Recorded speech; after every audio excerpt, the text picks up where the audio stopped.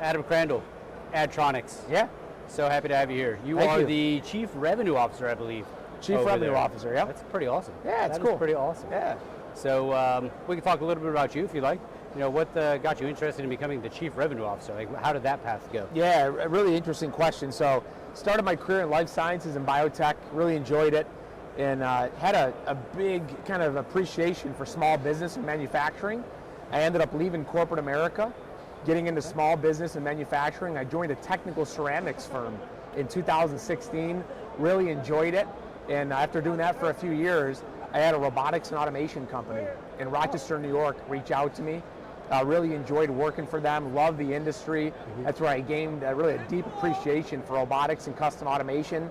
After doing that for a few years, I wanted to get out of the high taxes and the cold weather in New York State, and I ended up finding greener pastures down in Charlotte, North Carolina, where I ended up at Dynamic Design Solutions. Okay. And Addtronics actually made their first acquisition in October of 2022. They acquired Dynamic Design, or DDS. That was the first company that they acquired, and that's what led me to my path with joining Addtronics as their Chief Revenue Officer. That's a really interesting path. Yeah. That's really cool. Yeah. Very diverse background as far as that goes. So that's great. I guess one thing I'd like to ask is, how did Addtronics come about then? Yeah, really interesting. So there's this great company in New York City and Greenwich, Connecticut called Cajo Partners. They're a boutique private equity firm, but they do things very differently. They're not traditional private equity.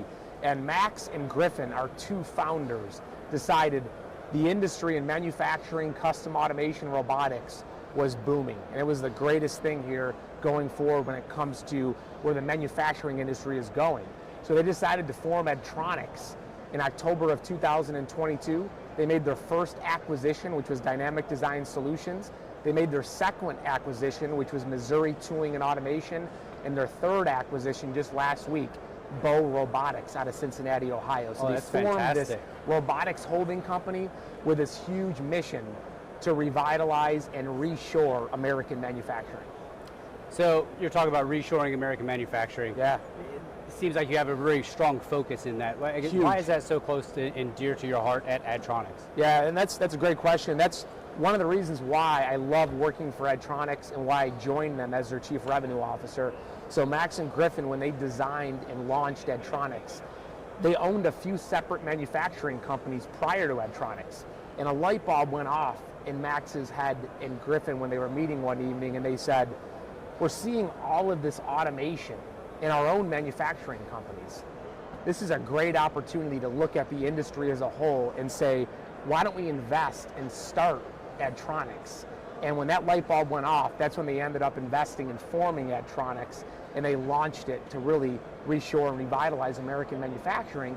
And when they started seeing their own companies struggle with finding labor and talent and the supply chain issues, they made it their mission to take Addtronics and invest and buy companies that are for the American worker and to bring American manufacturing and reduce the supply chain risks back to the United States of America.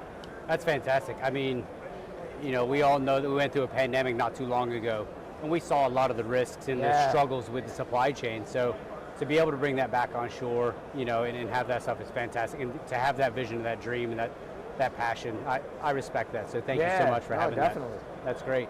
One of the things that you have over in your booth, you have a really fancy little piece of equipment. I'm not going to go into it too much. I want you to describe it more, but what made you decide to bring that to automate? Yeah, great question. So Addtronics is the holding company. We're looking to acquire multiple systems integrators, robotics companies, every single year right now. But if you take a deeper dive, what does Addtronics really do? Well, these companies that comprise Addtronics, they design, build, assemble custom automation. They support robots in the field, repairs, aftermarket services.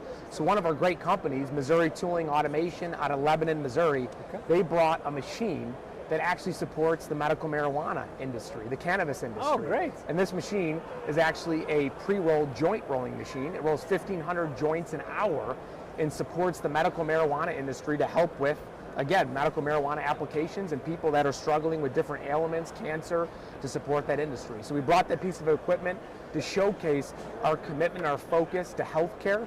That's one, again, of our companies, MTA, Missouri Tooling and Automation, and they designed this very unique machine that helps support the medical marijuana industry in America today. That's incredible. I mean, it's so diverse, all the things that you can do, helping in not just robotics, but also manufacturing, and then in the healthcare industry. And so that's great. When you talk about all those industries, a lot of focus on security, cybersecurity and stuff. When you and I were having a discussion a little bit ago, we talked a little bit about a possible scare that you had, and I would love if you could elaborate a little bit on some of the closeness, what you did, what you wish you would have known prior to that, and possibly implemented, and then what you did after the fact to help prevent and mitigate that in the future. Yeah, great question. So throughout my diverse background in my career, I've seen all kinds of things. When I worked for a few different companies, some of the things that I've seen personally as an executive is ransomware attacks. You see all kinds of issues with intrusions on servers, and Addtronics is really big on protecting employees' data. We upgraded our server. We make sure that our employees are trained on what are the ramifications of phishing attempts and malicious emails that are sent through. So the company's really big on that. We also deal with a lot of companies in the aerospace and defense industry, so we have a really big focus on making sure that we really have strong practices and support our employees as it relates to cybersecurity. That's awesome. So you're not focusing solely on the security of your cyber awareness, as it will be. You're also focusing on human training so that they're able to protect themselves, thereby protecting your infrastructure. Exactly. We're talking to our employees all the time about, again, protecting their computers. When they're on the road, I'll give you a great example that popped into my head. We had an employee where when they accessed the public internet in an airport, they had some files that all of a sudden appeared in their email, and it's like, how did I get these types of emails, these spam type emails? So we rolled out a VPN, a virtual private network, across the whole commercial team, and now they're using that when they travel to protect themselves. And again, when we're out servicing customers in these industries, we're dealing with robotic applications and custom machines. We have to make sure that when we're communicating with our customers, our software and our computers are secure, and we're doing that through VPNs and taking some of those precautions. It's great to see you taking that so seriously. And the unfortunate part is sometimes you see companies, especially smaller ones, I'm not going to be a risk because I'm a smaller company, or a large company is just not worried about it. They're like, we'll pay the ransom or whatever it is. And we're noticing now from our side that it's not so much a ransomware demand anymore, it's now a disruption event. So people are shutting down factories, shutting down production, and so that's going to be the problem in the future. What advice do you have for smaller companies or other companies from some of the experiences you've had? What advice would you give them from your standpoint to say, hey, try this, or maybe this is the direction you should look at, understanding that there's always going to be risk involved. I know that you have to have some type of risk, entered into your business, but being able to weigh those two, what advice would you have? Yeah, I would say my advice would be have a good IT department or invest in a really strong IT partnership. We have that with a third-party service that really helps strengthen our infrastructure, and make sure that your employees are aware. Awareness is huge. It's the first key of making sure that they know what a phishing email looks like. They know what a ransomware type attack looks like. If your employees haven't been trained on that or have some discussions around that, that's the first misstep a company can really have to having a major disruption. And again, when you look at a company like Addtronics, we're supporting some of the largest companies in the world, some of the largest applications. Some of these companies, they can't afford to have their robotic applications go down, these custom machines that we're building be offline.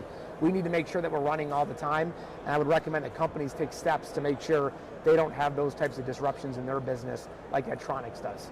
I think that's beautiful advice, probably the same advice I would give. One final question for you. Yeah. I hope you're ready for this one. Yeah. Okay, this is a good one. When the robots take over the world, okay, whose side are you on, humans or robots, and why? Great question. So I always get the $1 million question of, you're a robotic vendor, they're taking our jobs. I like to say this, robots are helping fill a vacuum right now where we can't find humans to do those jobs. So they're not going to take their jobs, they're not going to take over the world, they're going to complement these manufacturing industries where we can't find people, and they're going to help repurpose jobs that are very hazardous, safety issues, things like that. They're actually going to work hand in hand. So I see it as it's going to be a marriage between robots and humans, and not a marriage where, you know, fake robot girlfriend or something, a true complementary marriage between both groups. I hear you. The dirty, dull, and dangerous. They'll Yes. take that stuff for us. Exactly. I appreciate it. Well, hey, Adam, I really appreciate it. It's been wonderful chatting with you. Thanks for joining us here at the booth. Yeah. It's been fantastic. So we'll see you again soon. Awesome. Appreciate your time. Thanks. Thank you.